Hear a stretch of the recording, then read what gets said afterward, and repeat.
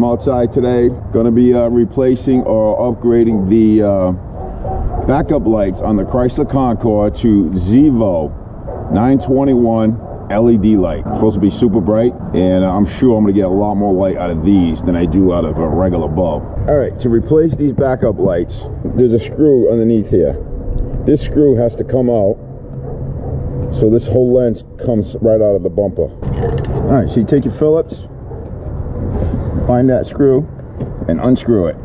It can be tough if it's been there for a long time. It can get rusty and stuff like that. Now this thing has to pop out, which is the tricky part. Take a flat tip screwdriver and work it out of there. What happens is the lip where the screw goes into the housing tends to get stuck on the bumper. These things are a pain in the butt to get out. Just be careful. Don't break them. They do break easy, especially these tabs here. I'm gonna go try to turn these lights on so you can see the difference. All right, see how bright that one is? I mean, it's okay. It's not very bright though.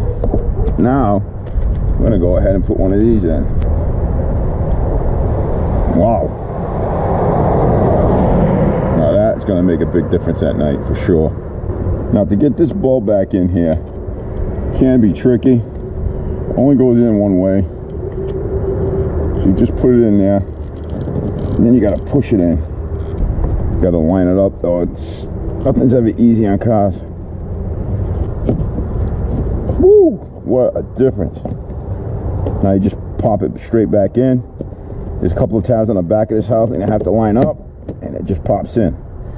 Now to help your bolt out, take some silicone spray and just spray a little bit on the bolt.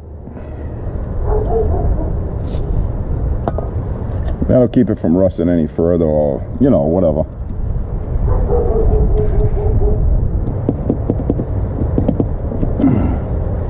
Now, a couple of spiders in there.